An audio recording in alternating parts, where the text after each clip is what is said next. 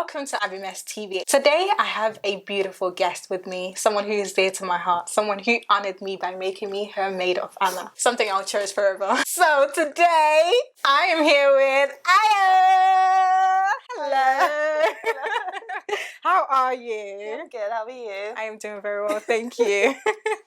And how is marriage? How is motherhood? I can see you glowing. Yeah, it's going really good. I'm really enjoying it. Mm. Yeah, I'm really enjoying the new chapter and navigating through things, and it's really fun. Yeah, that's amazing. Obviously, I'm blessing baby fever on everyone, so... Oh, amen. No, for the future though, not now.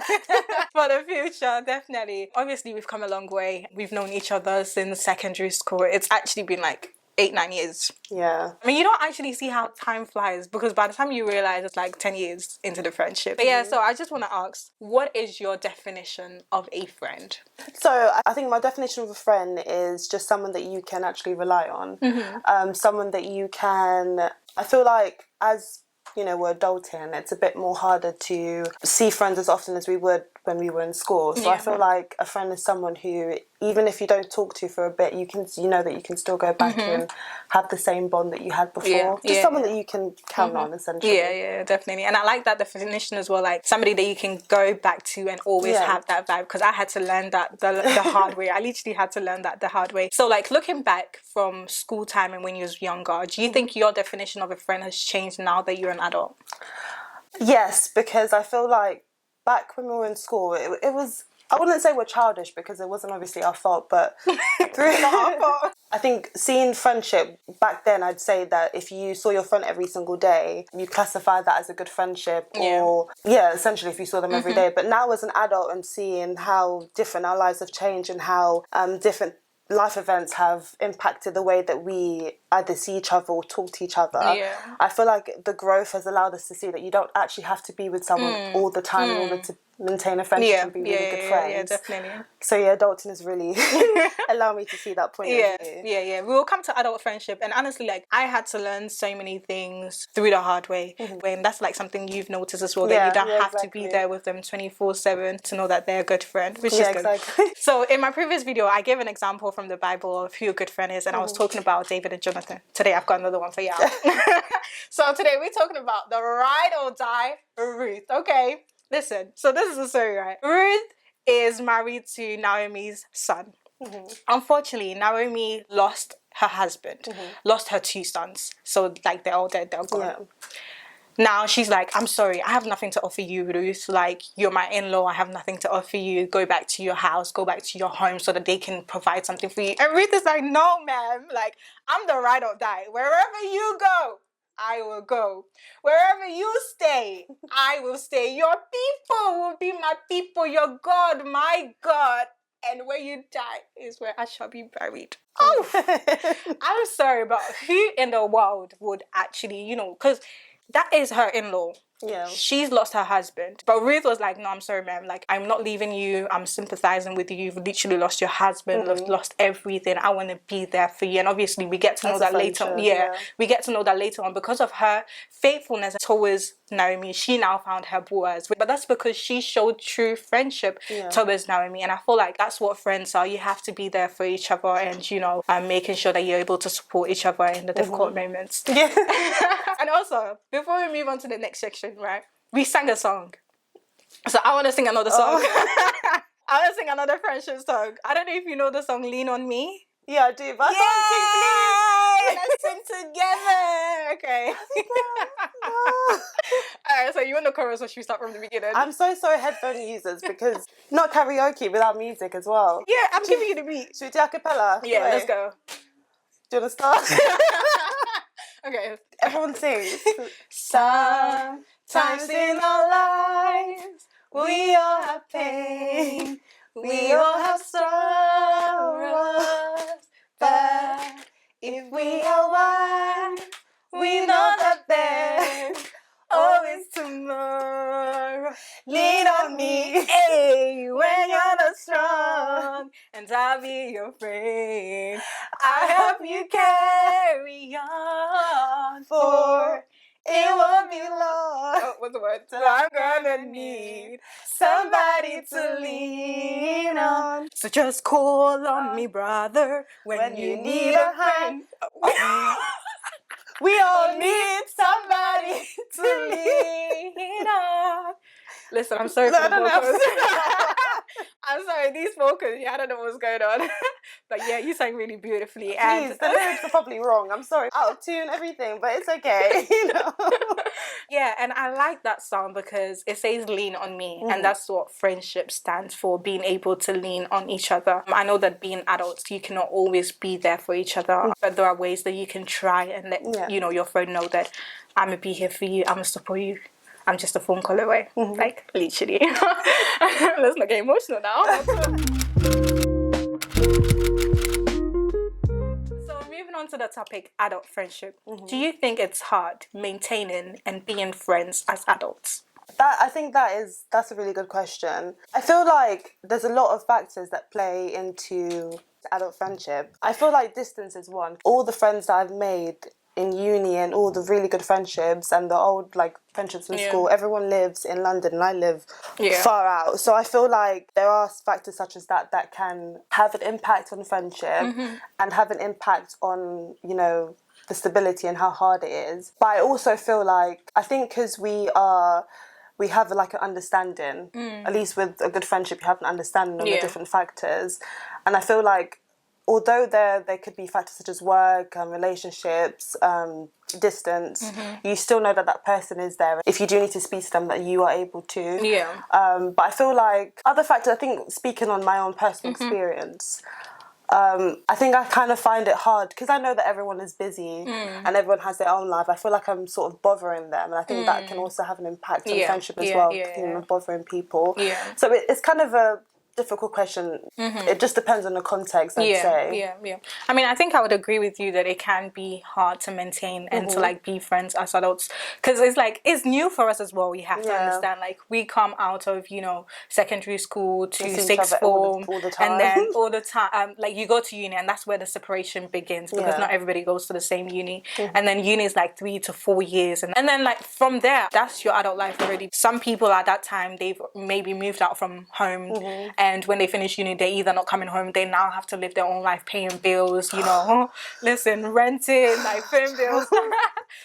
So it's a new environment, it's a new season that you find yourself in, and having to navigate that alone and also trying to maintain friends is so difficult. I think the pros, I would say, is seeing how far we've developed and the paths that we've taken and finding new interests and bonding on new things that we've discovered, because obviously we're navigating adult life now, which is scary in itself, and the fact that we are all doing it at the same time and we can sort of relate in that sense.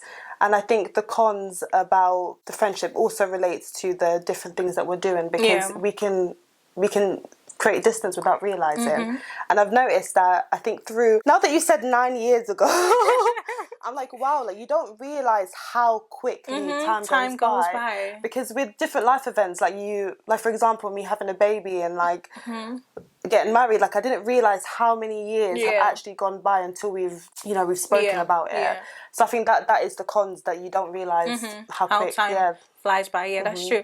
And I feel like another pro that I would say is that actually being able to maintain and being friends is that you're both navigating adult life, so they kind of understand exactly what's going on. They know, and sometimes you just need somebody to share with, just so that you can both share ideas on how to do things and etc. Because if you don't actually have people that you can speak to, that's what makes things even difficult, because now you're doing it all by yourself, whereas you can have somebody on your side to help you share ideas, being there for each other and everything. And cons as well is not being able to make time for each other, and just because everything takes so much time from you, especially you're married, you have a child, you have a whole big responsibility, and I should, as a friend, I should be understanding that that's the phase you are in life, and I shouldn't really dwell upon okay, Aya doesn't have time for me, oh I'm sad, oh I'm this. But I think that's also the con as well, going back to that, because the thought of understanding, it's quite hard to understand a person or their actions when you're not with them. Because obviously for example, if you have a lack of communication, you only see the lack of communication, you don't see why there is that lack of communication. And understanding it can, although you could say that it's there's no fault in either partner. Like you can't blame yourself for either not understanding or understanding and sort of letting the person be, because it still impacts you in a way that you know. So yeah. So my next question is, obviously you've made friends, you've now grown up, you're an adult and everything, but what are your views on making new friends as adults? I feel like I was really blessed to meet like wonderful people through uni, but if uni wasn't there, I sort of wonder how easy it would be to make friends. And I feel like still in the back of my mind, my friends from childhood always have a special place. Obviously because they know me more than someone would that I've met now. Because they'll only know the version of me now, but they wouldn't know the version of me before. Yeah, so I feel like it is exciting to make new friends as adults. But then for me personally, I always hold the old friends in my heart. As much as I love my new friends, obviously. And it's amazing to make new friends. But it is quite, I guess it is quite challenging if you don't know them from, you know, youth versus... Yeah, I don't know if that made sense, but but yeah. I feel like it can be easy and also difficult depending on like who you are as a person. Because I feel like making new friends as adults, sometimes like they see the better version of you. Like you were saying earlier on, when we're kids, we used to be childish in certain things, you know. So it's like your new friends now get to know who you are. Whereas like maybe a childhood friend who is not really in your life may still have that view of who you used to be in their mind. And that's how they're going to view you, because they haven't known how much you have progressed in your life at this point. Whereas somebody that you've met new is able to like notice who you are and actually like be able to treat you as such. So it can be difficult. I feel like with uni friends, because we all come from different areas, people go back. Like all the uni friends I've made, they all go back. And it's just, and you start to, I think sometimes you drift and stuff like that. But without uni, I feel like it's very hard to make friends. And I guess with uni friends, I guess for some people, it's only a friend for the moment, but then when you go back, you don't really keep in touch, and it sort of fizzles out. It kind of drift away as well. And I think another area that we can focus on as making new friends in adulthood is like, you already know who you are. So the friends that are going to come in your life, you're going to be selective. It's not everybody that you're going to accept as your friend, because you know where you're going, you know what you're doing, and you know the kind of people you want in your life, people that can encourage you, people that can push you to do better, and etc. So making friends as adults now is easier in a way, because you get to choose who you want to be your friend. You get to choose, I want you to be in my life because I know that the journey that I'm going on, you can support me, and the journey you're going on, I can support you, you know, so vice versa. So I guess that's like a pro for, you know, making friends as adults. We've spoken about how difficult it can be being friends as adults and everything, and you know, whether it's to do with location or not having enough time or responsibilities and etc. It's difficult. We've accepted that.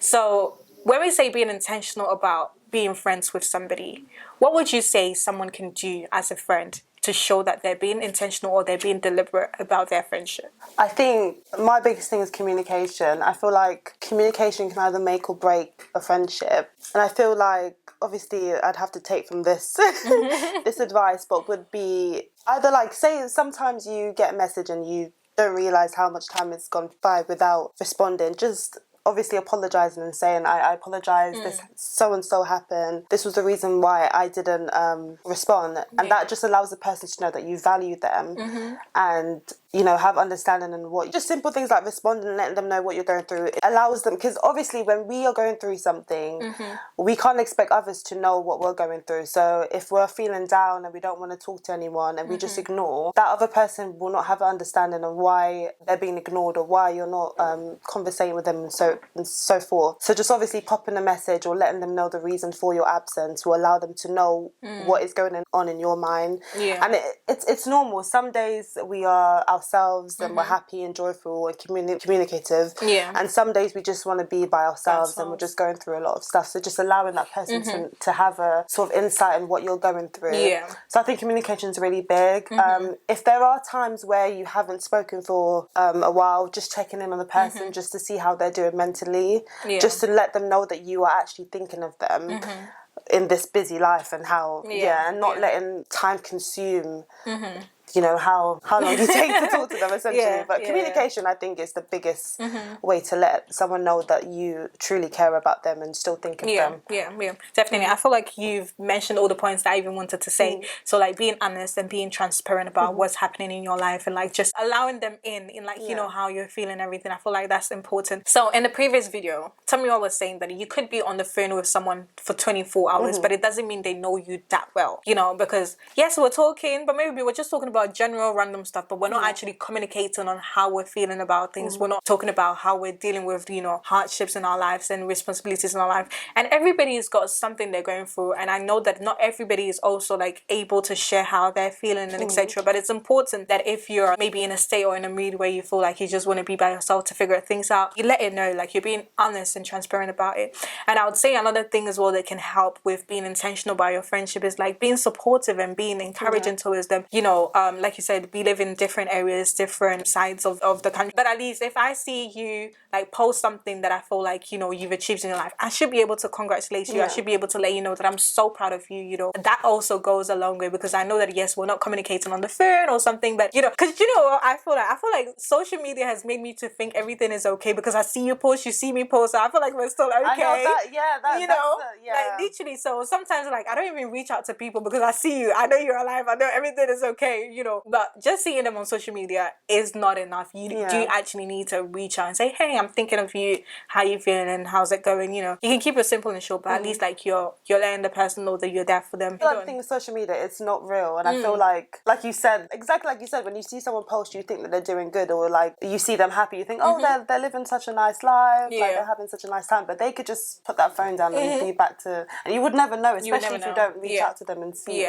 So that's a good Which is point. really, like you're saying, people could be posting on social media, but it doesn't mean that, you know, they're okay. Like maybe they're just putting it up there to make themselves feel better, but you need to actually like really check in to see how they're doing. Making time to see each other as well. Yes, we live in different sides of the country, but at least like every quarter or something, we can be intentional and just like plan, okay, let's go out, let's have dinner, let's catch up, you know, on how things are going and stuff. Because it never makes out the group chat. You know when you're like, I'm gonna let's meet up soon. What is soon? Okay. Literally.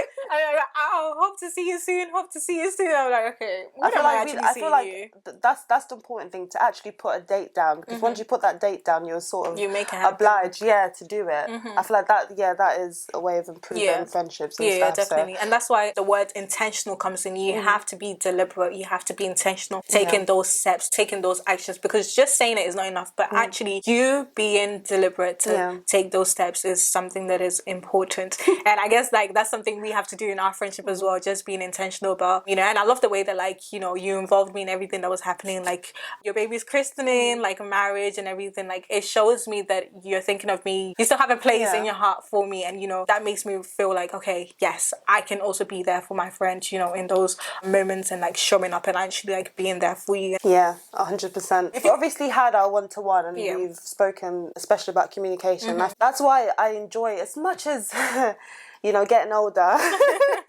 you know, every birthday it's a I feel like the beautiful thing about adulting is seeing, you know, patterns that you displayed as your younger self and actually changing those patterns. For example, say with communication, I felt like throughout my youth and stuff, obviously I can't be too hard on myself because when you're young, you are something else. But I feel like my communication very much lacked till this day, but I'm sort of improving ways that I can navigate that. And what I mean by communication is if I'm going through something, especially like with postpartum or anything mentally, I will hold that in. I won't contact anyone. And I think in my head, I sort of think that you probably know how I'm feeling, but you don't. So I justify pushing myself away from people, assuming that they know what I'm going through, assuming that they can see inside my brain, but they can't. So I feel like that's one thing that I've promised myself to obviously improve with communication, just let people know this is how I'm doing today. And just for your information and sort of like that. But I think that's important, and I'll bring that back again in a few minutes. minutes, because I've got something related to that. Yeah, so like I feel like it's really important being intentional about your friends, especially as adult, because you don't see them 24/7. You're not with them all the time, so you have to actually be deliberate and take those steps that, okay, this is my friend, I'm going to make it work, and I can do that through communication. I can do that with being honest, being transparent about what's happening in my life, and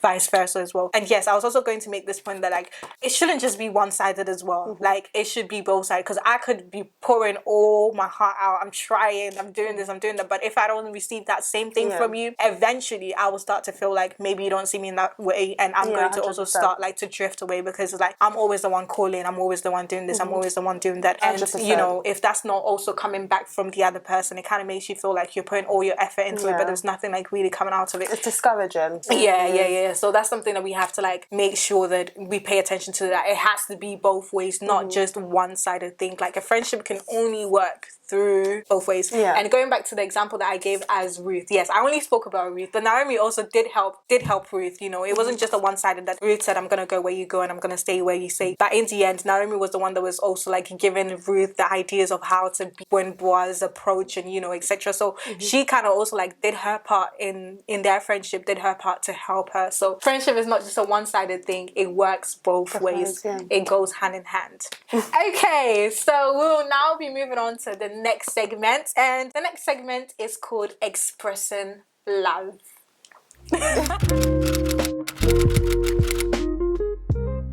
Do you think it's important to verbally tell your friends that you love them? I think so, yes. I feel like this bit, okay, so I don't want to obviously generalise, but I feel like obviously we're African. We're all brought up in different ways. Do you think the way our African parents relate to each other affects us? And how do you relate to others? Going back to like African household, I feel like the way our parents show us love and affection may not always be verbal. They just do things like actions. They probably cook for you, feed you, buy you nice things and so forth. But I feel like a verbal affirmation is very important because obviously the way going in with my experience, I received a lot of love growing up obviously, but I found it very awkward to tell my friends verbally that I love you. I just found that really cringe. I don't know why. And I feel like it's very important because although you can do stuff for people, sometimes people just like to hear it, especially when people are brought up differently. They don't know, you don't know what they've been through. If they've never actually heard the word I love you, and they sort of seek that, and you just letting them know that you love them can actually benefit them in a lot of ways. So I feel like it is important to verbally say, although it is cringe for me. I'm trying my best to sort of break through that. But yeah, I think it's really important. Yeah, so I was actually going to bring up the African household into the conversation. Please, ma'am. No, honestly, like I feel like that is an important part of it because that's our upbringing. That's what we've been used to. And not many Africans grew up seeing their family or like their parents saying I love you to each other or like showing affection towards each other. So you kind of like, you don't witness that. And then you grow up and it's like, now you have to tell your friends you love them. I never really witnessed. My mom doesn't tell me she loves me. Well, she does. But I'm just using that as an example, you know. She does now, yeah, she does now. So, but using it as an example, growing up not hearing those words that I love you, I'm proud of you, I want to support you. You know, you don't often hear that. You get to see it through actions. And then, you know, even when they do something to you, instead of them saying, sorry, they're like, do you want chicken? Do you want food? No, I don't want chicken. Please, keep the chicken over there. Honestly, just tell me verbally that you are sorry. I don't want you to say you're sorry for giving me chicken or giving me food, because I used to like even starve myself because I'm just like, I'm gonna make you feel sorry. You know, you're angry. You're like, I don't want food. I'll go to bed hungry. You'll be in bed. And then they'll come there with your belly rumbling.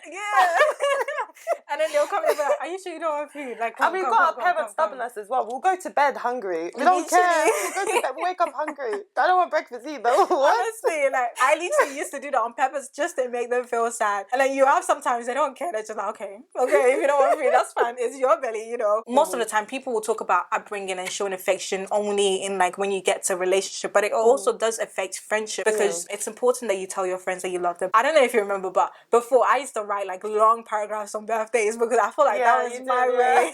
That was literally my way of just pouring out how I felt about you, and like, you know, I would write a whole long essay, and I actually meant every single word that I would say in those long paragraphs because I couldn't say it verbally, but at least when I'm writing it, I'm pouring out my heart. Like, and I hope that people actually did see that it was not just for the sake of genuine. me. Yeah, it was genuine. It was not just for the sake of writing long paragraphs, but it was because I meant every single word, and I can't always like verbally tell you, but at least like on your birthday, I want you to feel special. I want you to know this is how exactly I feel about you. And I think as growing up as well, we need to learn that it's important to show our partners or like, you know, who we are affection and like tell them verbally that we love them, so that our children can also pick it up. And you know, exactly. we need to change the narrative. I'm sorry, we've come a long way as Africans. Please, I don't want all the aunties that Uncle Sweater. No, because no, but you can't have like having conversation as Africans. You cannot have that conversation without bringing parents or the generation before us into it, because that's what we are used to. And now we are trying our best. There's certain things we realized in our family household that we think is not good. We are now trying to change it. And yes, it's going to take a whole lot of effort. It's going to take a whole lot of being intentional about it. It's going to take a whole lot of work in order to change it, so that our next generation can have it much easier, you know. So I'm sorry, aunties and uncles, we cannot leave you out. No, but the thing is, that's because I used to think of that a lot, and I thought that, you know, because they get it from their own parents or something. It's like a generational thing. Yeah. And I feel like our generation, I've noticed, are sort of quite different. There's we sort of seeing the patterns and we're trying to change it. Yeah. Not saying that how we were brought up was bad. Please. We were brought up with so much love. But like you said, just finding different ways and verbally telling someone that you love them is good. But you know what I love about being an adult now, which is, it's the fact that our parents, I feel like, because they fought so hard to grow us up into who we are now, they were too consumed with setting us to the right path that they didn't have time to, like, they didn't see the importance of saying verbally I love you. But now that we got to this age, like, my parents, we had to say I love you, and I'm like, I think the first time I was like, I love you, and they're like, oh, I love you too. I'm like, oh, literally. okay.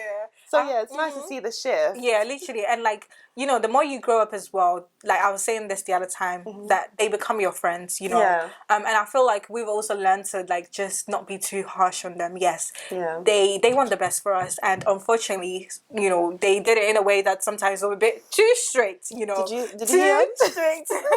But it's all out of love, like I'm telling you. So the other time I was having a conversation with my mom about how they didn't allow me to go to an outside uni, and I remember that. obviously I was upset in that moment, like, okay, I want to go to a uni that I would love. I want to go to a uni that's outside London, not because I want to go and be stubborn, it's but a new environment. You know, new environment. I feel like sometimes I look back, I'm like, did I really miss out a lot? Like I feel like I missed out, and sometimes it kind of hurts, but sometimes I'm also like, well, I had no choice, so it's fine. But yeah, I was having a conversation with her about it, and like, you know, just how much it hurt me during that time, and she was also communicating to me and letting me know that it's because at the time she know that I'm a shy person. Like she was thinking of it from a protective way, like at least if she's home, I'm able to like protect her a little bit more than she going out by herself. And especially Abigail being like soft, being, you know, what's it called, naive, not naive anymore, being naive about certain things, like people could eventually like take advantage of her and she wouldn't be able to like defend herself. So that's like the perspective that she had about it, and that's why she made that decision that, okay, I don't want you to go to an outside London uni, I want you to stay home. And that kind of made me feel like, thank you, but still. Some parents, I won't even say African, but some parents, I feel like they don't understand the importance of just telling us at the time. Because we're still kids, like we don't understand. We just know that everyone else is leaving. Everyone else has this opportunity. Why can't I have that? And instead of them to explain it to you in the time, they just sort of know. They brush it off because they feel like, I'm the adult, you listen to me, and that's it. But it is important that they do explain, because when she explained it, it made me feel like, it really touched my heart. I was like, oh, that is so sweet of you. But at least if you had explained that to me at that time, I would have understood much better than me keeping this in my mind all the time and using it against you. Like, you didn't allow me to do this, you didn't allow me to do this. But now I have a better understanding as to why you did what you did. And it's important that, you know, we have those conversations. I'm sorry, I'm going to invite aunties and uncles onto this channel because we have a whole lot to talk about. You could do a segment, aunties versus youngers. Literally, we have a whole lot of things be heated to talk about. Honestly, like, I have that in mind. I'm going to make it happen because I feel like there's so many conversations that we need to have. And, like, growing up as well is, like, you're now able to have these open conversations with them and listen to them as well. When you're younger and everything it's just like, a no, that's it. A yes, that's it. There's no, like, why. And they will even tell you, you're questioning me. I didn't have the chance to question my parents. And my gosh, like, you know, they'll literally bring up, like, do you know what my mom would have done to me? When I was this age, exactly. Do you think I could talk to my parents like they were talking to me? Like, they'll literally bring their parents into the conversation. Like, I never had the chance to do this. You're here. You think you have the chance to freedom of speech, so you think you can do whatever you want. All our parents went to the same school. I'm pretty sure they learned. I'm telling you, they actually did. instruction manual on how to grow up African children. I'm telling you, because how do we all have the same experience? It's crazy. Literally. Please. We have a whole lot of things to talk about. Like, we actually do. Listen, we actually have a whole lot of conversation to talk about. Please, aunties, uncles, don't send us to the WhatsApp group chat. They'll be like, our children have turned up against us. My parents will look at me and be like, Ayo, is this what you're doing on YouTube? Please. We're sorry. We apologize in advance. We say it so respectfully. It's important that we have the WhatsApp group, the Facebook. It will actually go over and they'll be like, hey, nowadays kids. Yeah. It will be the topic in church. I'm telling you. Did you know? Your children are disgracing you on YouTube. Literally. Oh my gosh. But we look at it back now and we're able to laugh about it. Yeah. But in that moment, it was definitely not funny. It can have so much impact on your mental health. Yeah. It can have so much impact on how you behave, how you are with others. So it's funny now because we've come to that understanding that, okay, this is why they did what they did. But not everybody will have that understanding that this is why they did. Some people are actually walking around with grudges against their parents because they didn't have that understanding of, like, my mom is doing this for this reason, my dad is doing this for this reason. And it's important that we do have those conversations with them and with ourselves as well to, like, you know, be able to heal from it and be able to, like, you know, have an open heart. Because sometimes I notice I do things to my little siblings. I'm like, nah, I'm taking this from my mom. That's not good. No, that's not good. We can't even get rid of it. They'll be asking me, I'm like, don't ask me why. I'm telling you what to do. It's so funny how we now understand where our parents are coming from as an adult. Yeah. But then I sort of think, like, you know how hard-headed children can be? And, like, if they did tell us these things, would we have actually understood? No, actually, I feel like at that time we would just be like, no, still, like, we wouldn't understand it. But it's so nice to be told. Yeah, having a reason. Because, like, it helps and shape the way you view things, and that's like a really important aspect. We love you, okay? Yeah, we do. We actually love you. Please. But we still gonna talk, okay? Yeah, so we'll be ending this segment here and then we'll be moving on to the next segment.